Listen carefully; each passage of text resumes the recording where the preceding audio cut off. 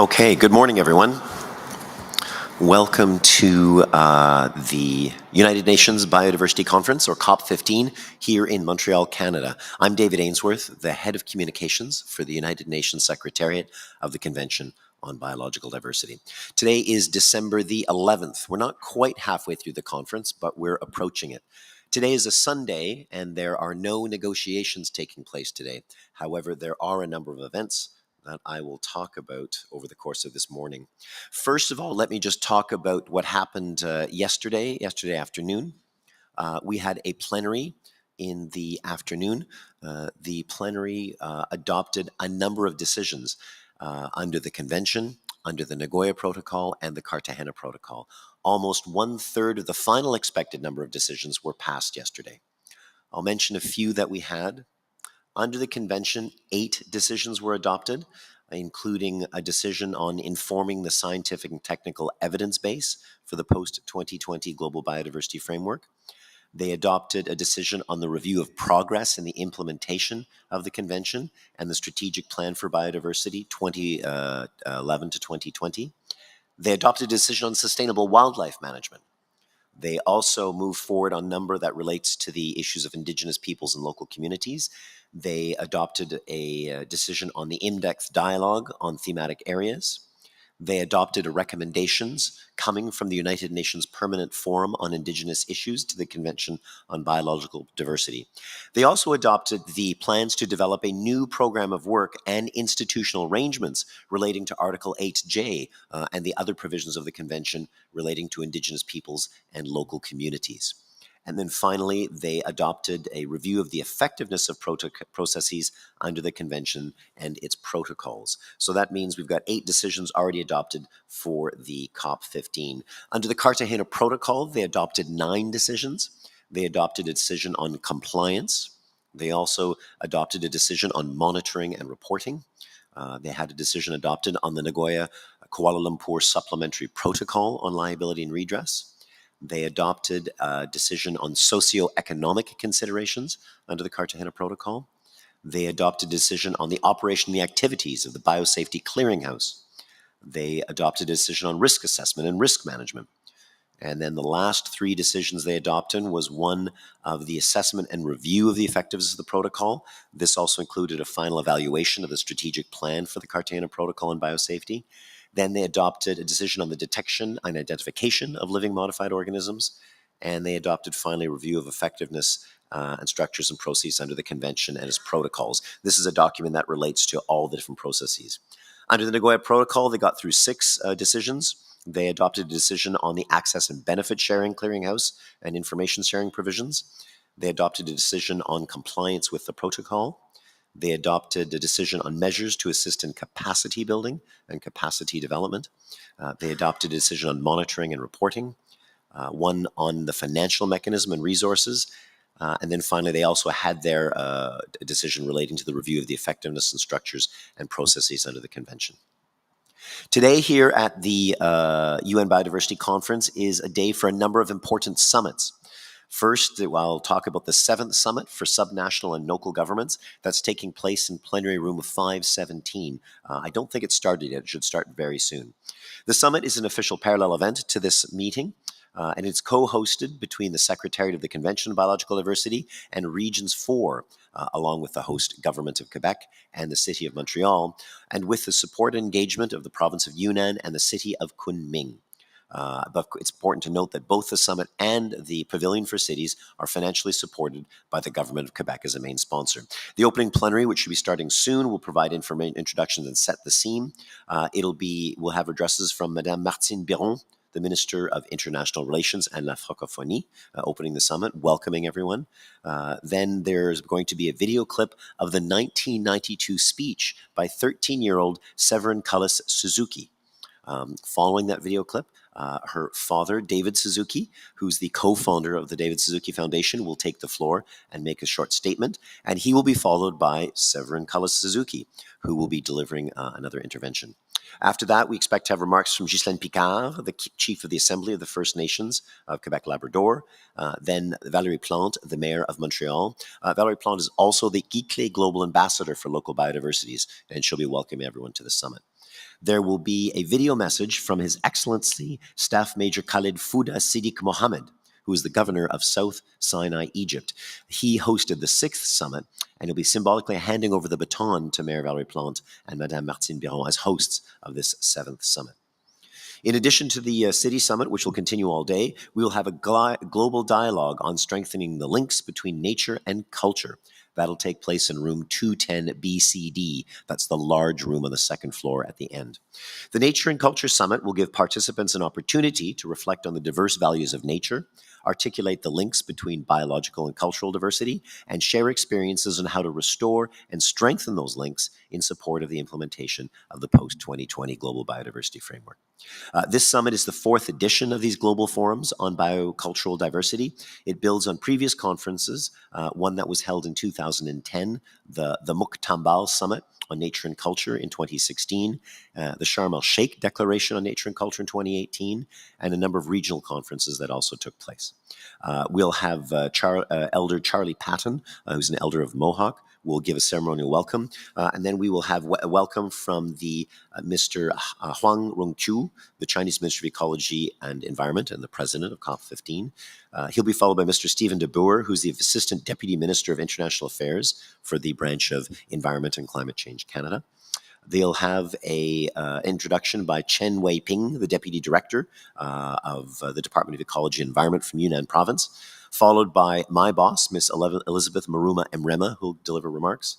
We'll also have Mr. Xing Qu, the Deputy Director General of UNESCO, delivering a video message to us.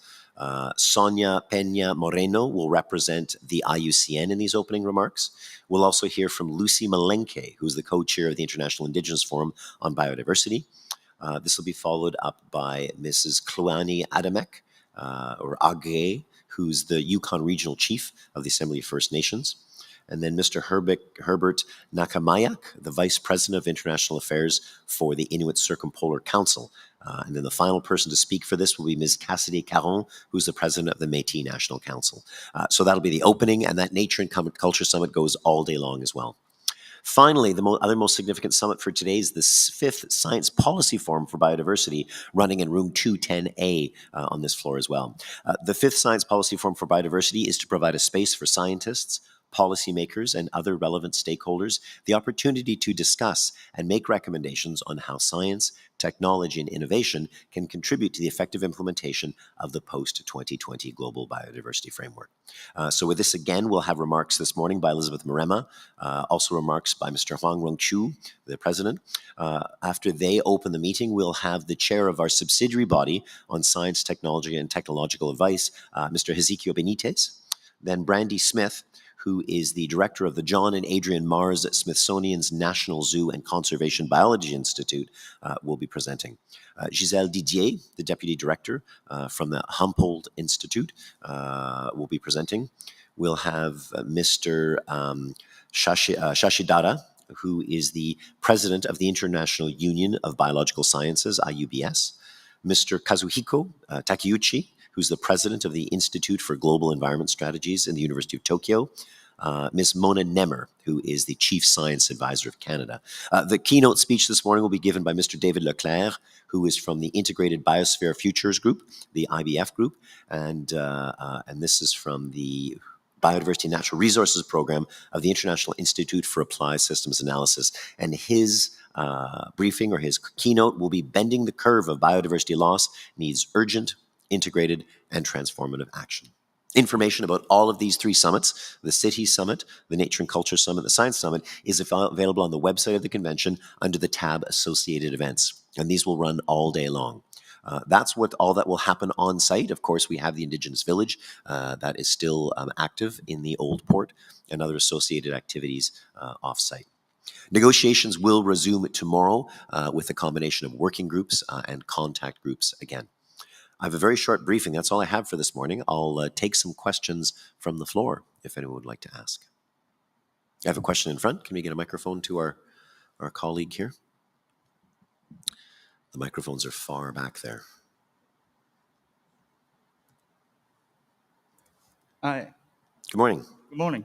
This is Ji from Kyoto News. Can you brief me what's happened in the contact group of Global Framework? last night? Any development or progress in the target 5 of invasive species? In contact group 9A? Framework. The framework for the Yeah.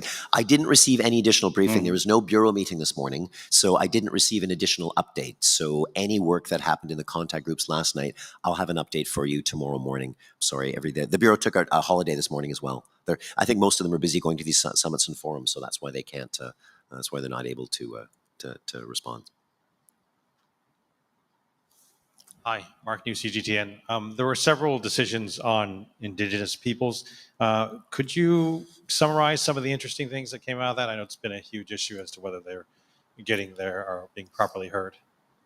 Right, exactly. Thanks very, very much. So I think what's important, first of all, the recommendations from the United Nations Permanent Forum on Indigenous Issues will provide a sense of what some of the guidance is coming there. And I think that guidance will help inform what we're going to do for this development of a new program of work. So I think the most significant one is this new program of work and institutional arrangements. Under the Convention, Article 8J exists, which talks about the importance of incorporating Indigenous peoples, local communities, and their traditional knowledge. So the new program of work gives agreement to create an ad hoc technical expert group that's going to have representatives from Indigenous peoples and local communities, people from around parties to the convention, where they will look at way that these issues will be looked at. I think the principle is that they will mainstream Indigenous peoples and local communities and traditional knowledge in a variety of other areas. Currently, we have an incorporation into the questions of sustainable wildlife management right now, but I think this decision will open the door for really involving Indigenous peoples and local communities in the question of protected areas. Remember, we talked about this question of other effective area-based conservation measures, and this is one of the new arrangements that will be discussed is how can we ensure that as we do that protected area program, we're moving forward on those.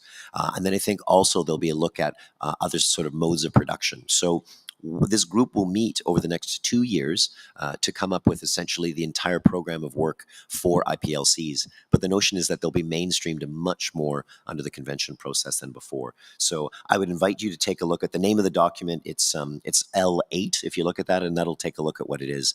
The idea is that by the next COP 16 in Turkey, we should indeed have an actual program of work agreed. But the important thing is that we're realizing that that the notion of traditional knowledge is actually useful across areas. For example, our colleague wanted to know what was going on with invasive alien species under the Global Biodiversity Framework. There are ways of managing invasive alien species that are part of the traditional knowledge of Indigenous peoples and local communities, and that'll be added. So I think it'll be a more expansive role provided for them. Thanks. I just had another question on a different topic. The mayors, I think the 15 mayors calling for to go more direct. 15 mayors were calling, and then where the money would be dispersed more directly to their cities. Did that come from a particular meeting, or was that just a letter that was written? I wasn't sure where that came from. Right. So under the convention process, we don't engage directly with cities and subnational governments. We do it sort of in an indirect way. So a lot of the calls that are coming here are from mayors that have indicated, looking at the Global Biodiversity Framework and looking at the framework's call to incorporate others and indicating to national governments that, if this is part of the framework, they need to be included. So that call is independent, but that is a call that goes out to governments. So it'll go out to all the different parties to the convention. The important thing to understand is that under different parties, arrangements between national and subnational governments, they vary. And so it actually does require a fairly concerted mobilization from mayors around the world to engage with their national governments to say, how can we be involved? For example, here in Canada, we've got both a federal system. So there's the federal government, there are provincial governments, and then indeed the subnational governments. And spending authority with that, is very particular here in Canada. So that letter, I think, is an attempt to bring them into this process to get the voices of national governments. Because indeed, the summit that's taking place today will have representatives of parties from the national level as well as the different cities. And so it's opening that dialogue and looking at that. Remember, if we're talking about mobilizing resources from all available sources in support of the convention, it does imply that we need to look at resource mobilization even at the local level. And I don't know what it's like. I'm not sure, what country you're from, but I certainly know that in the case of Canada, the mobilization of resources at the subnational level, the city level, is frequently only in property taxes. So how do they mobilize and bring some of this new money on board for biodiversity protection? So I think over the course of the day, you should see how those declarations, and I believe